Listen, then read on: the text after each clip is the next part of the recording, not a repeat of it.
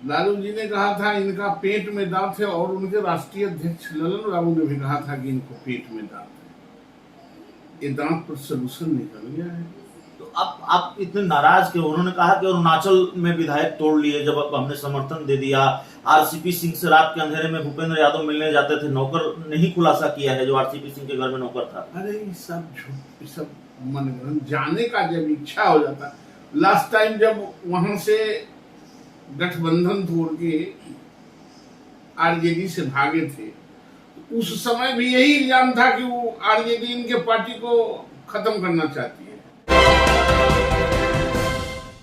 नमस्कार, आप देख रहे हैं सिटी पोस्ट और मैं हूं अभिषेक मिश्रा। बिहार में सियासी उलटफेर हुआ है, महागठबंधन की सरकार बनी है और आरोपों और प्रत्यारोपों का सिलसिला भी शुरू हो गया है। जेडीयू ने आरोप लगाया है कि बीजेपी महागठबंधन धर्म का पालन नहीं कर रही थी। इस पर बात करेंगे। हमारे साथ बीजेपी के कद्दावर नेता और अब यूं कह सकते हैं कि बिहार में बीजेपी अगर विपक्ष की भूमिका में है तो विपक्ष की सबसे मुखर आवाज में से एक हैं नवल किशोर यादव। जेडीयू के राष्ट्रीय अध्यक्ष ललन सिंह ने प्रेस कॉन्फ्रेंस किया और कहा कि आप लोगों ने गठबंधन धर्म का पालन ही नहीं किया कभी। हम लोगों ने तो उनको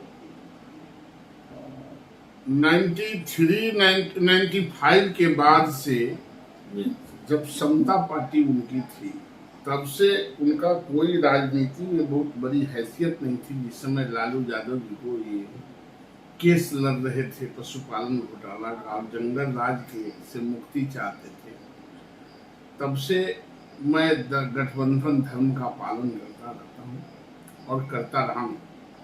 बीच में ये जो गए थे, इनको जाने का जो मन है वो अपनी अपनी महत्वाकांक्षा है।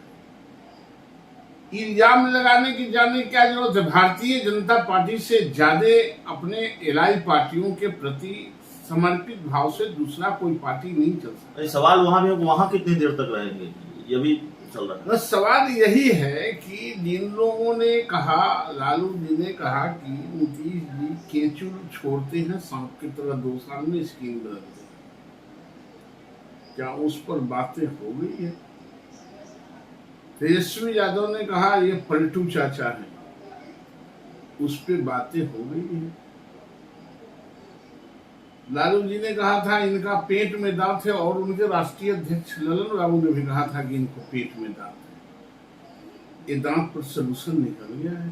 तो अब आप इतने नाराज क्यों? उन्होंने कहा कि अरुणाचल में विधायक तोड़ लिए जब हमने समर्थन दे दिया। आरसीपी सिंह से रात के अंधेरे में भूपेंद्र यादव मिलने जाते थे, नौकर ने ही खुलासा किया है जो आरसीपी सिंह के घर में नौकर था। अरे ये सब झूठ, ये सब मनगढ़ंत। जाने का जब इच्छा हो जाता, लास्ट टाइम जब वहां से गठबंधन तोड़ के आरजेडी से भागे थे, उस समय भी यही इल्जाम था कि वो आरजेडी इनके पार्टी को खत्म करना चाहती है।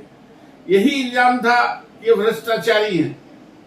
उस दिन एफआईआर हुआ था तेजस्वी यादव पर, तो भ्रष्टाचारी हो गए थे, और अब चार्जशीट दाखिल हो गया है तो मुक्त हो गए। ये तो बहाना है राजनीति में, अपना वो बहाना ढूंढते। आरसीपी सिंह को एजेंट बना कर रखा हुआ था आप लोगों ने अपना। आरसीपी सिंह उनके राष्ट्रीय अध्यक्ष थे भाई। आरसीपी सिंह नीतीश कुमार जी के सबसे ज्यादा करीब के लोग थे, और वो हमको कहते ही एजेंट हैं। आपने मंत्री बनाने के लिए भेजा, आपको अपने पार्टी, अंदरूनी पार्टी में कौन क्या कर रहा है और किसके साथ आप जीते हैं, आपका काम है कि मेरा काम है। आपकी पार्टी, आप बड़े बड़े हमले कर रहे थे साथ रहते हुए। आपकी पार्टी के एक सांसद छेदी पासवान, उन्होंने कहा था कि नीतीश कुमार तो दाऊद इब्राहिम से भी समझौता कर लेंगे सत्ता के लिए।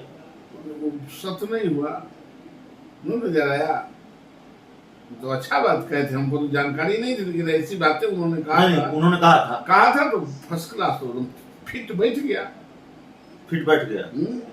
तो एक आखिरी सवाल है हमारा सर की अब आखिर बीजेपी करेगी क्या?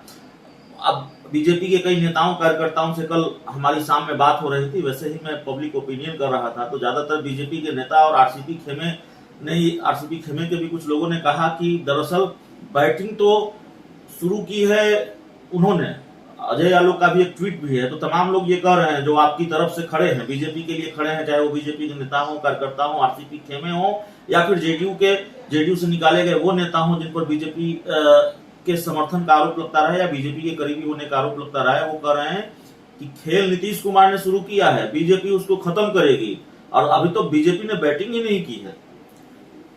ये लोकतंत्र है और सबको राजनीति करने का अधिकार है, और हमारी पार्टी सबके साथ, सबके विकास, सबके विश्वास में लेके चलती है।